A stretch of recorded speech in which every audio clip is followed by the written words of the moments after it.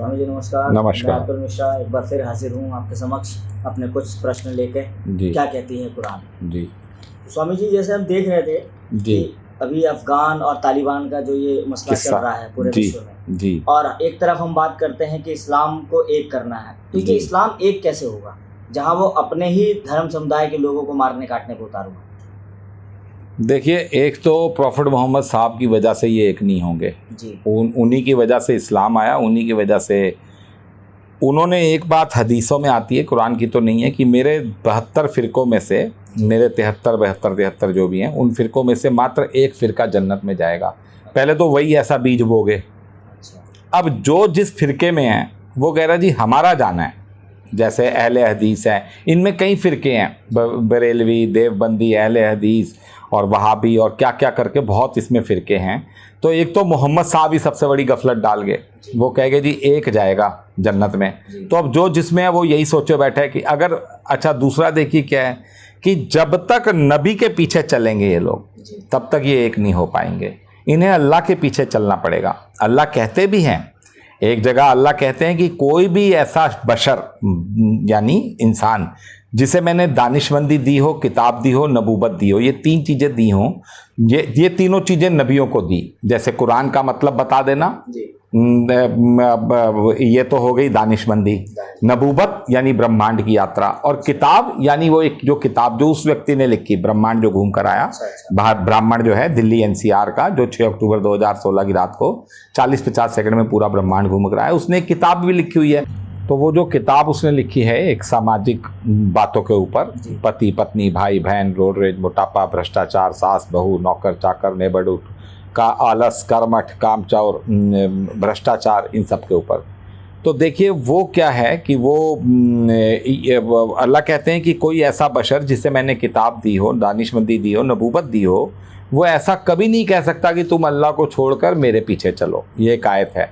तो देखिए जो मोहम्मद साहब आए, पैगंबर मोहम्मद, उन्होंने कहा मेरे पीछे चलो, फिर उन्होंने कहा मेरे अली और हुसैन और फातिमा और जो जो उनके परिवार के मेंबर थे अब उनके पीछे चलो, और इस्लाम चल भी रहा उनके पीछे।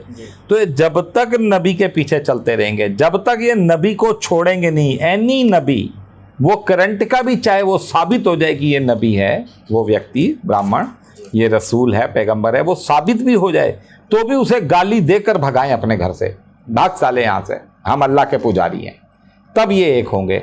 ये अल्लाह के पीछे जाएं, केवल अल्लाह के पीछे जाएं। अल्लाह के अलावा ये जिसकी भी बात करेंगे ये इनमें फटाव आ जाएगा, बंटवारा आ जाएगा। ये केवल एक अल्लाह की बात करें, जो सनातन धर्म कहता है। कृष्ण भगवान, कोई कहता है जी हम तो राम भगवान को ही पूछते हैं, कोई कहता है नहीं जी हम तो कृष्ण को भगवान को ही पूछते हैं, कोई कहता है नहीं जी हम तो शिव जी भगवान के ही बस पुजारी हैं, मगर वो पीछे भगवान लगा देते हैं। तो वो जो भगवान वर्ड आ जाता है ना सनातन धर्म में, वो सारी लड़ाइयाँ खत्म करवा देता है, क्योंकि भगवान इसीलिए बताया जा रहा है कि सनातन धर्म भी अपने आप में एक माइलस्टोन है, संसार को एक अलग दिखाने की, एक राह दिखाने की। सनातन धर्म वाले जैसे ही भगवान लगा देते हैं उनकी लड़ाइयाँ खत्म हो जाती हैं। वो कहता है अच्छा यार भगवान को यही पूछता है, भगवान को यही पूछता हूँ, मैं शिव जी को ही तो पूछता हूँ। इसीलिए इनमें आपस में एकता है, प्यार है, क्योंकि इनका बेस हैशटैग लाइन भगवान है और इनकी हैशटैग लाइन नबी है, रसूल है, पैगंबर है। और वो व्यक्ति तो कह रहे हैं कि मैं बड़ी जल्दी एक यूनाइटेड इस्लाम ऑफ अल्लाह का गठन करूंगा, एक फोरम का। और देखिए वो ब्राह्मण है और वो कह रहा है कि जो यूनाइटेड इस्लाम ऑफ अल्लाह को वो कह रहे हैं कि मैं यूनाइटेड स्टेट ऑफ अमेरिका से आगे ले जाकर दिखाऊंगा, जिसकी हैशटैग लाइन होगी रसूल जाओ भूल, पैगंबर फेंको समंदर, प्रॉफिट बैक इन रॉकेट, नबी नहीं कभी। ये उसकी हैशटैग लाइनें हैं और वो करेगा। वो बहुत जल्दी यूनाइटेड इस्लाम ऑफ अल्लाह लाएगा, जिसमें दुनिया भर के एथिस्ट हैं, ये हैं जिनको पता है कि एक ऊपर एक अल्लाह है, नीचे नबियों ने सारी भसूड़ फैला दी। तो ये जब ये नबी को छोड़ देंगे एक हो जाएंगे। जब तक नबी को पकड़े रखेंगे इनके फिरके और टुकड़े बने रहेंगे। समझ जैसे कि बताते हैं कि कुरान के अंदर लिखा हुआ है कि अल्लाह के यहाँ केवल इस्लाम धर्म ही मान्य है। जी जी, तो जी। ये कैसे जायज होगा? देखिए एक आयत है, 19 नंबर आयत है चैप्टर नंबर 3 की, कि अल्लाह के यहाँ केवल इस्लाम धर्म, इस्लाम दीन ही केवल कबूल है। जी। जितने भी नबी आए उन्होंने, मतलब अभी आपको यहाँ सार बताया जा रहा है, वर्ड टू वर्ड नहीं बताया जा रहा। जितने भी नबी आए उन्होंने जिद में आकर यह हरकत की। उससे आगे फिर लिखा होता है कि यह हरकत केवल जिद में आके की गई। अच्छा। मतलब जब इस आयत को जब ये डिकोड करेंगे तो अल्लाह कहते हैं कि अल्लाह के यहाँ कबूल केवल इस्लाम दीन है। पिछले जो नबी आए उन्होंने अपनी ये बात जिद में आके की, इसलिए ये बात आ गई। जबकि अल्लाह उसी आयत में कहते हैं कि ये केवल नबियों की जिद की वजह से ये बात आई है कि अल्लाह ये समझते हैं कि आयत कह रही है कि अल्लाह के यहाँ कबूल धर्म केवल इस्लाम, जबकि अल्लाह उसी आयत में कह रहे हैं कि नबियों ने जिद में आकर ये हरकत की। यह हरकत कौन सी हरकत? कि अल्लाह के यहाँ इस्लाम धर्म ही केवल मान्य है। तो ये है उसी आयत में उसी आयत में इस बात को खारिज कर रहे हैं अल्लाह लिख कर आगे। अच्छा। और शर्मा जी, ये माले गनीमत का कहाँ जिक्र है कुरान में, और ये क्या है बेसिकली माले गनीमत? देखिए, माले गनीमत को जो है सूरह 8 चैप्टर 8 में आयत नंबर इनकी पहली है। उसमें कुछ करके इस टाइप से है कि ये पूछते हैं कि इसको पढ़ दिया जाए। जी जी बिल्कुल, इसको पढ़ते हैं जरा।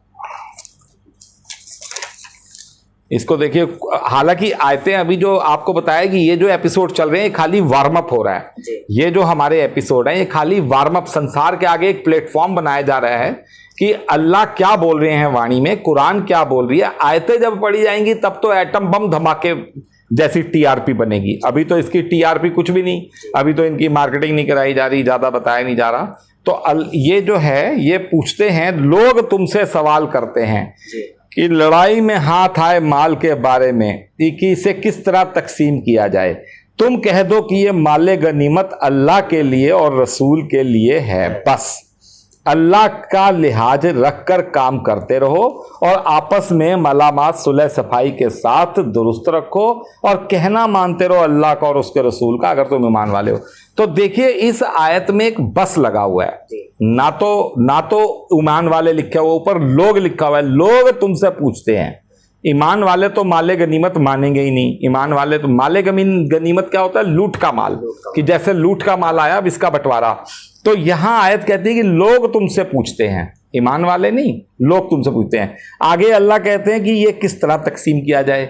तो तुम कह दो, मतलब नबी को अल्लाह कह रहे हैं, तुम कह दो ये माले गनीमत अल्लाह के लिए और रसूल के लिए है, बस। मतलब माले गनीमत अल्लाह, एक तो तकसीम नहीं बताई, अल्लाह उस बात को पी गए, जो इन्होंने पूछा वो पी गए। अब अल्लाह कह रहे हैं कि रसूल और अल्लाह के लिए माले गनीमत है, बस जो वर्ड है ना ये पूरी ट्रेन ही पलट देगा। अब आगे पढ़िए, अल्लाह के और रसूल के लिए है माले गनीमत, बस अल्लाह का लिहाज रखकर काम करते रहो, आपस में मलामात सुलह सफाई रखो और दुरुस्त काम और कहना मानते रहो। मतलब अल्लाह कह रहे हैं कि माले गनीमत हमारे यहाँ बस यही है कि अल्लाह का कहना मानो, आपस में लड़ो मत, काम काज अच्छे करो और अल्लाह और रसूल का कहना मानो, बस यही माले गनीमत है। उस माले गनीमत की तो ना तकसीम बताई, हालांकि आगे 41 नंबर आयत में तकसीम बताई है कि 5वां हिस्सा अल्लाह का है और वो रसूल का है, मगर वो अल्लाह का तो कुछ है नहीं, अल्लाह तो कुछ लेते नहीं। वो तो बार बार कहते ना मैं कुछ लेता, मैं जो देने ही देने वाला वो लेगा कैसे? तो उसमें ले देकर एक रह गया रसूल। तो 5वां हिस्सा रसूल का, यानी जो भी कलेक्शन हो एक दीन के काम में, उसका फिर वो कहते हैं मुसाफिर को जाए, मिस्किनों को जाए, गरीबों को जाए, गरीब बच्चों को जाए, यतीमों को जाए। वो बड़ा अच्छा तकसीम भी आगे बता रखा है, मगर वो तकसीम खाली रसूल की सुपरविजन में एक फोरम होगा जिसमें इतना पैसा या इतना जो भी है वो इन गरीबों में तकसीम होगा। जबकि इस आयत का जो मतलब है, सूरह 8 की पहली आयत माले गनीमत, वो अल्लाह कहते हैं मेरे यहाँ माले गनीमत वो नहीं है जो तुम सोच रहे हो, लूट का माल। अल्लाह के यहाँ क्या डॉलर पैसा चांदी सोना डॉलर कमाई, अल्लाह को क्या मतलब इन बातों से? अल्लाह कह रहे हैं मेरे यहाँ माले गनीमत बस यही है कि आपस में प्यार करो, अल्लाह और रसूल का कहना मानो और सुलह से रहो, अच्छे से इंसाफ करो। और इस जमात का क्या मसला है स्वामी जी? देखिए, जमात के लिए एक आयत आती है कि जैसे परिंदे, जैसे पशु, जैसे चिड़िया, जैसे सर्प, जैसे ये सब, मतलब ये आयत आपको वर्ड टू वर्ड नहीं बताई जा रही, थोड़ा डिफाइन किया जा रहा है समझाने के लिए। ये सब एक जमात है, इसी तरह तुम भी एक जमात हो। मतलब अल्लाह सारी मानव जाति को एक जमात बता रहे हैं। अच्छा। और यहां देखिए अल्लाह वालों का, किसी से आप बात कीजिए, अल्लाह वाले जब आपस में दो बात करते हैं कि वीडियो सुनिए, दुनिया भर के यूट्यूब है, तो वो एक दूसरे को फोन करता है, जी मैं तो देवबंदी हूं, कह रहा है तुम किस जमात से हो?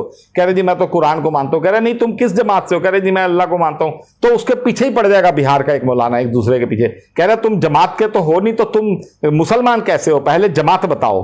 तो देखिए अल्लाह जमात डिफाइन कर रहे हैं एक आदम को, एक मानव को, और ये मौलाना जो है इनके लिए क्या शब्द इस्तेमाल किए जाए, कोई शब्द इस प्लेटफॉर्म से इस्तेमाल हो नहीं सकते कुरान की वजह से, धर्म की बातों की वजह से।